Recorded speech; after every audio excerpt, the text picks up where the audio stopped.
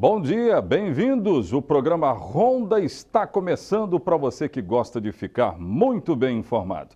Gente, olha, a nação brasileira está vivendo momentos muito tristes, com muitas tragédias, notícias trágicas. Agora eu quero dizer que a cidade de Linhares tem problemas nossos também de cada dia e com muitas tragédias. Ontem a nossa reportagem esteve no bairro Movelar, onde mais uma vez a notícia que chegou era de homicídio registrado. Parece um disco arranhado, parece mais uma notícia repetida, mas não é não. Nós chegamos ao 4º homicídio registrado numa cidade que foi apontada no ano passado pelo governo do estado como uma das mais violentas do Espírito Santo. Deixa eu falar com a minha produção. Produção, tudo bem? Eu tenho aí as imagens do bairro Movelar. Se tiver, vamos colocar no ar. Ontem, Polícia Militar estava mais uma vez guardando mais um corpo de alguém que passa, atira e some. É isso que acontece aqui na nossa região. Quem teria cometido este homicídio no bairro Movelar? Eis a pergunta. Pergunta que nós todos estamos nos fazendo aqui. É mais uma vítima. Eu quero lembrar que no ano passado nós ficamos ali naquela posição incômoda de 5ª cidade que mais registrou homicídios. Eu vou falar sobre esse caso que eu estou mostrando aí já já. A 5ª cidade que mais registrou homicídios no estado do Espírito Santo. Agora você conta, isso aí é trágico demais para uma cidade com 170 mil habitantes aproximadamente. E muitos jovens morrendo, não é? Parece, repito, um disco arranhado, parece notícia repetida, mas não é. Não é porque os jovens continuam morrendo, a cidade de Linhares continua sendo péssima para jovens a partir dos 16 anos. Olha que quem está dizendo isso não é o Oséias, não. Existem números nacionais apontando Linhares como uma cidade não propícia para os jovens a partir dos 16 anos. É necessário tomar uma providência com isso, né? Olha, daqui a pouco, produção, eu não sei se chegou aí, se já chegou, informações dos bombeiros do estado do Espírito Santo que atuaram em Brumadinho. Essa cidade que vive uma tragédia de grandes proporções. Os corpos ainda estão sendo encontrados, nem todos serão, mas esses bombeiros que eu estou mostrando aí, vamos falar de coisa boa no meio de muita tragédia? Bombeiros do estado do Espírito Santo que estão sendo agora reconhecidos pela participação em Brumadinho. Essas são as imagens. Daqui a pouco eu vou trazer essas informações direto de Vitória. Eu repito, dentro de uma tragédia, nós vamos buscar uma notícia que vale a pena de ser dada. É assim que nós começamos. No rádio ou na TV, fiquem conosco, a notícia chega até você.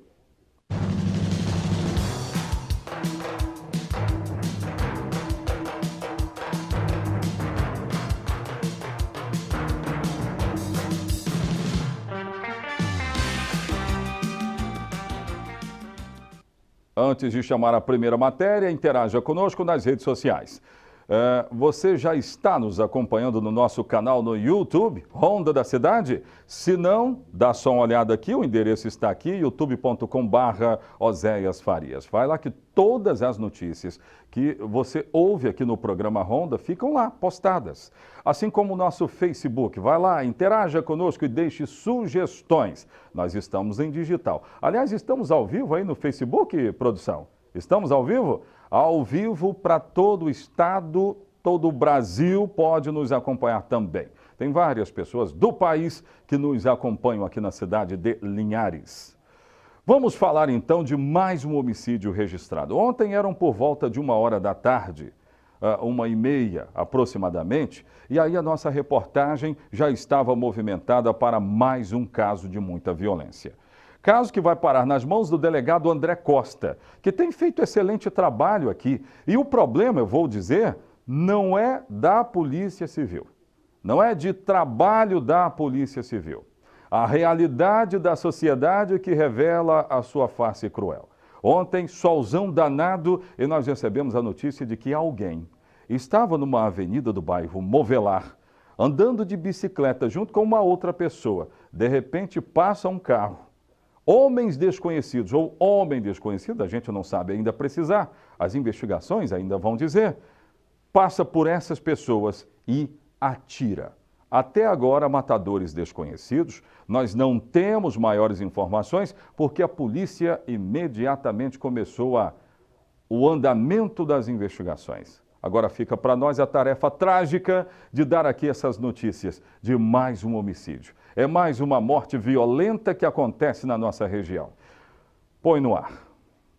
Um homem que ainda não foi identificado foi morto a tiros quando estava trafegando em uma bicicleta no bairro Movelar no início da tarde desta segunda-feira.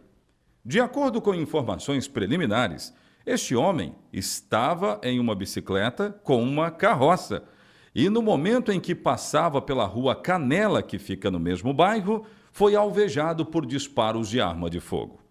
Ainda de acordo com populares, o carona da bicicleta conseguiu escapar, sem ferimentos. O condutor teve perfurações espalhadas pelo corpo. Conforme os primeiros levantamentos, a suspeita é de que a arma utilizada no crime possa ser uma pistola calibre 380. Os atiradores estavam em um automóvel. A polícia militar esteve no local, fez buscas nas imediações, mas ninguém foi detido. Ainda com detalhes sobre a vítima, havia uma tatuagem no corpo que deu entrada no serviço médico legal. E no antebraço esquerdo estava tatuado o nome Elma. Esse foi o 4º homicídio do mês de fevereiro até o dia 11. Os registros revelam motivos para preocupações. Em números recentes, em 2018, Linhares foi a 5ª cidade que mais registrou mortes violentas por homicídio, 70 no total, com uma população de 170 mil pessoas. Números altos. Na Delegacia de Homicídios, que investiga todos esses casos, os principais motivos estão ligados à guerra envolvendo traficantes. O delegado André Costa afirmou que o número de elucidações é grande e apontou as principais motivações. Boa parte dos homicídios, inclusive como citei sobre a motivação, está relacionado com o tráfico de drogas e acaba que não se apresenta como destaque, muito embora toda investigação tem suas circunstâncias especiais, suas circunstâncias que etiquetam aquela investigação como sendo única. Ocorre que quando aqueles crimes não estão relacionados com outras práticas delitivas, eles invariavelmente se destacam em relação ao cenário dos demais. Exemplo, o episódio envolvendo as vítimas crianças aqui em Linhares, que resultou na prisão do pastor Jorgeval. Da mesma forma, nós tivemos um homicídio recente que vitimou uma moça que foi encontrada morta no centro da cidade. Pessoas que não tinham nenhum envolvimento com práticas delitivas, que não guardavam uma relação de proximidade com a criminalidade, acabaram sendo vítimas desse crime e a investigação, sempre nesses episódios, acaba criando um destaque em relação aos demais. Pois é isso aí. Agora, coloca para mim essa lista que foi divulgada pelo governo do estado, ainda no ano passado, fazendo um fechamento do ano de 2018 no Espírito Santo, colocando os municípios que mais registraram homicídios. E a conta é sempre feita, né, levando em consideração as suas populações. Veja isso aí. A Serra é hoje o município mais populoso do estado do Espírito Santo, todo mundo sabe disso. Tem 500 mil de pessoas lá.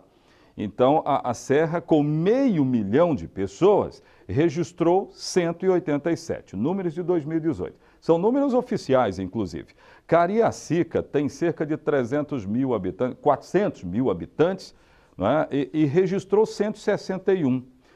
Vila Velha tem 350 e poucos mil habitantes, 360 e poucos mil, e aí registrou 150. Vitória tem também uma média de 320 a 330 mil habitantes, e aí registra 78. Muito próximo da capital do estado está a cidade de Linhares. Está entendendo qual é a preocupação do negócio? Está muito próximo, porque nós temos aqui 170 mil habitantes, registramos 70. Vitória, com mais de 300 mil, registrou 78.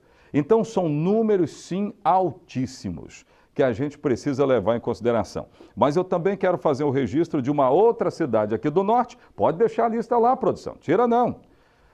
São Mateus. São Mateus com 60 homicídios registrados para cerca de 120 mil habitantes. Aí depois nós vamos ter, aqui no norte do estado, Aracruz com 30 e Colatina com 19. E um detalhe importante de Colatina, pode voltar aqui para mim. Recentemente foram divulgados números no mês de janeiro. Sabe que Colatina foi um dos únicos municípios com mais de 100 mil habitantes que não registrou homicídio no mês de janeiro? A taxa realmente é muito baixa em Colatina, graças a Deus. Pelo menos isso para a gente dizer aqui. Produção, eu vou chamar um bloco de comerciais. Daqui a pouco de volta eu vou mostrar os bombeiros, mas vamos mostrar a imagem deles aí. Heróis bombeiros que foram atuar em Brumadinho, naquele encontro de corpos ou nos encontros que se repetem todos os dias. Corpos estão sendo encontrados em Brumadinho e eu quero registrar que o trabalho é intenso, é muito grande e possivelmente nem todos vão ser encontrados. Mas esses homens aí foram chamados para funções especialíssimas. Acima de tudo, representar o Estado do Espírito Santo numa boa ação, numa ação justificável. Daqui a pouco eu vou chamar essas e outras matérias aqui no programa Ronda da Cidade. Eu volto já.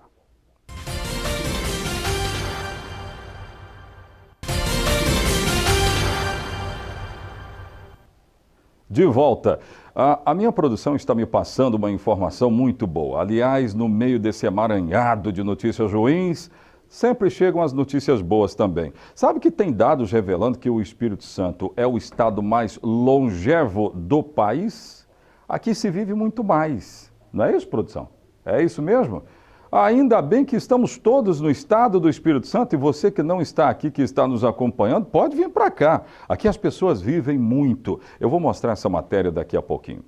Vamos falar do caso de Brumadinho. Os bombeiros do estado do Espírito Santo, que foram homenageados ontem, estão em êxtase, claro que pelo trabalho, pela capacidade deles. Agora, claro que estão muito tristes com tudo aquilo que viram em Brumadinho. Uma tragédia muito grande e de grandes proporções. Êxito pelo trabalho, pela capacidade dos bombeiros, mas muito tristes por causa da tragédia deste lugar, aliás, tragédia que jamais será esquecida. Produção, eu tenho essas informações? Vamos lá, põe no ar. Autoridades e familiares participaram. Os 8 bombeiros receberam do governador o certificado de destaque institucional. Casagrande destacou a importância dos capixabas nos trabalhos em Brumadinho. Nas horas de dificuldades, essa instituição é sempre buscada, lembrada e sempre está à disposição da sociedade capixaba e da sociedade brasileira. Então, assim, essa homenagem, ela resgata isso, resgata quem foi, mas também resgata a importância do bombeiro e a necessidade que a gente tem de estruturar cada vez mais essa instituição aqui no Espírito Santo. A equipe que embarcou para Brumadinho no dia 27 de janeiro foi liderada pelo capitão Afonso Amorim. 3 cães da equipe K9 também participaram dos resgates em Minas. Nossa função lá era fazer busca com cães, então tinham outras diversas funções de planejamento, de logística, de busca física com aeronaves, mas a nossa específica era a busca com cães. Então basicamente o comando de Minas Gerais do bombeiro definia para a gente alguns pontos que seriam de interesse a busca com os cães. Nós íamos até esse local e nesse local a gente indicava se tinha uma vítima ou se não tinha. Caso tivesse, a gente ajudava na intervenção, se não tivesse, a gente deslocava para um próximo ponto para fazer a busca com os cães. O capitão do Corpo de Bombeiros, André Marinho, contou com a ajuda da cadela Vida, que foi fundamental para os trabalhos na região da tragédia com a barragem da Vale. Num primeiro momento, nos auxiliando nas buscas e recuperação dos corpos na superfície, que mesmo estando na superfície, em meio à lama, se tornava muito difícil a sua visualização. Com o tempo, esses corpos foram sendo recuperados e o cão se tornou muito mais importante nessa operação, considerando que esses corpos agora se encontravam profundos, né, em pontos pesquisados até 15 metros de profundidade. Então, os cães, com auxílio de maquinários pesados, foram essenciais aí para a recuperação e estão sendo, porque a operação continua, estão sendo essenciais para auxílio às buscas e para, no mínimo, aí, tentar amenizar a dor que é imensa dessa família, né? Que perder um ente querido é enorme, mas eu acredito que a gente sabe disso. Perder um ente querido e ter esse ente querido em meio àquele mar de lama, sem poder finalizar um ciclo de vida, acho que não tem tamanho, né? Os homens do Corpo de Bombeiros ficaram 15 dias em Brumadinho e, mesmo preparados para esse tipo de atividade, encontraram uma dificuldade: lidar com o emocional. A quantidade de familiares em volta, aquelas histórias que a gente ia ouvindo e tal, então essa era a maior dificuldade que a gente tinha de concentrar ali no ter foco no nosso serviço. A gente sempre está lá querendo ajudar e fazer o melhor possível nosso, mas quando a gente começa a escutar lá os relatos dos familiares, é a situação mais difícil, complicada, é o trato com a família, de entender aquela dor deles, né? Isso aí pra gente, a gente nunca consegue estar no lugar deles, então a maior dificuldade nossa era ver essa dor deles e nem sem poder ajudar. Só posso dizer o quê? Parabéns aos bombeiros, porque foram de um profissionalismo tão grande e tiveram a capacidade para atuar num negócio tão pesado desse que foi a tragédia de Brumadinho. Agora, eu já perguntei aqui, produção, eu já fiz essa pergunta por diversas vezes. Vocês sabem o que é que os seus filhos estão vendo nas redes sociais? Vocês sabem o que eles estão dando uma olhadinha lá, Facebook, coisa e tal? Olha essa história. Um pedófilo foi preso em Minas Gerais. Ele tinha um modus operandi muito parecido com o que eu já falei aqui. Ele criava perfis falsos, um dos modus operandi. Ele criava perfis falsos das próprias vítimas nas redes sociais e usava esse perfil para ameaçá-las. E aí essas vítimas eram obrigadas a mandar fotos nuas para essa pessoa, uma série de coisas. As acusações foram se somando a outras e outras, e este homem, de cerca de quantos anos? 32 anos, acabou sendo preso em Minas Gerais e vai responder pelos crimes praticados no estado do Espírito Santo. Eu tenho essas informações. Põe no ar. Lindomar Erivelton Fernandes, de 39 anos, foi preso na última sexta-feira em cumprimento de um mandado de prisão preventiva. A prisão foi efetuada pelo setor de inteligência da Polícia Civil em Minas Gerais, na cidade de Nova Lima. Segundo a polícia, o suspeito fazia um perfil falso da própria vítima e começava a ameaçá-la. Pedia então fotos e vídeos pornográficos. Caso a vítima não fizesse, ele começaria a espalhar boatos pela internet. Uma das vítimas é uma jovem capixaba que denunciou o crime em 2015. Na época, ela tinha 11 anos. O menor, acreditando que o envio seria suficiente para que parasse esse tipo de crime, não foi o suficiente. Ele, não satisfeito, utilizando o perfil falso criado no nome da menor, publicou esse conteúdo no Facebook e todas as pessoas do círculo da menor, infelizmente, tiveram acesso a esse conteúdo. Lindomar já foi preso em 2013 pela Polícia Federal pelo mesmo crime e em 2015, quando usava uma tornozeleira eletrônica.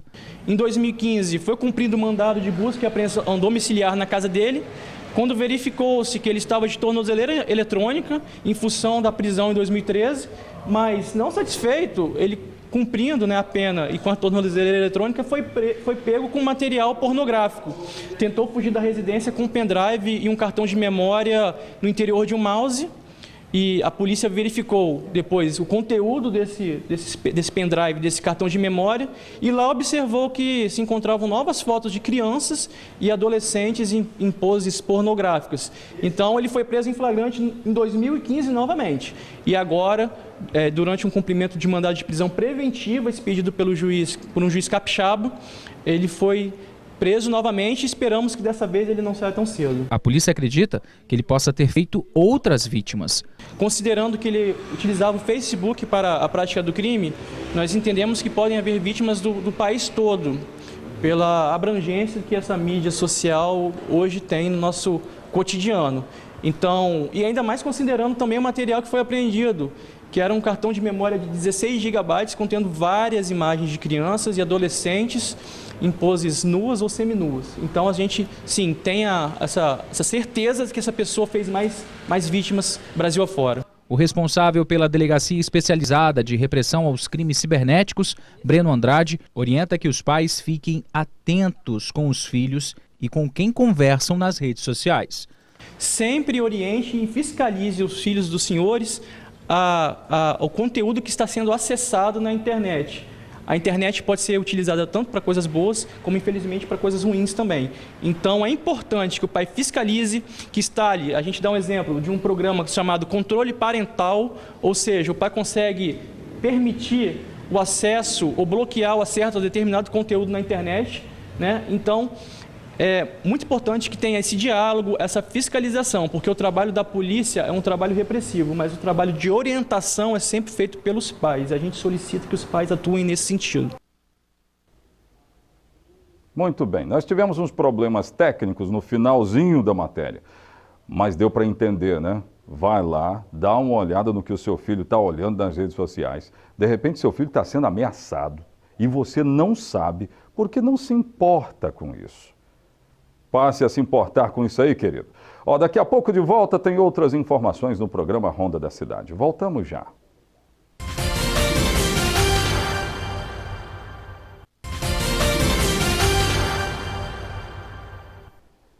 Olha só, amanhã eu vou falar aqui no programa sobre o transporte escolar de São Mateus. Muitos que nos assistem em São Mateus pediram para a gente falar mais a respeito disso. Nós já temos notícia, por exemplo, que quem vai trabalhar no transporte coletivo de São Mateus vai ter que passar por um processo de inspeção. Isso é muito bom, mostra a seriedade da coisa pública e a gente gosta de falar disso aqui. Mas deixa eu dizer que o estado do Espírito Santo é um dos mais longevos do país. Aqui, a expectativa de vida é bem maior com relação aos demais estados brasileiros. Põe no ar. O seu José tem 77 anos e disposição de menino. Estou na idade de vida já avançada, que eu me sinto bem. Na academia, ele faz os exercícios orientado por outro veterano, o seu Ronaldo, de 69 anos. 42 dedicados à profissão de educação física. E quem vê tamanha disposição, nem imagina o ofício dele. Se eu não falar, não acredito, porque se eu chegar em outra academia, eu tenho que me identificar, eles acreditaram. Os dois fazem parte de um grupo que vive mais e melhor. De acordo com a tábua de mortalidade do IBGE, idosos brasileiros que completaram 60 e 65 anos em 2017 podem viver 24,1 e 20,3 anos a mais, respectivamente. E com isso, atingir 84 anos. No estado, essa média é ainda maior.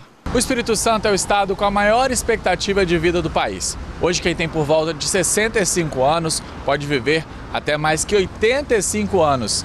E razões para a gente estar na frente deste ranking aqui no estado não faltam. Certamente uma parte importante é o estilo de vida do capixaba, do espírito santense como um todo, de mais atividade física, com frequência, com regularidade. Pois é, exercícios físicos, tá aí. Gente, o Ronda fica por aqui, obrigado pelo carinho da sua audiência. Voltaremos amanhã, eu estarei aqui esperando por você. Até amanhã.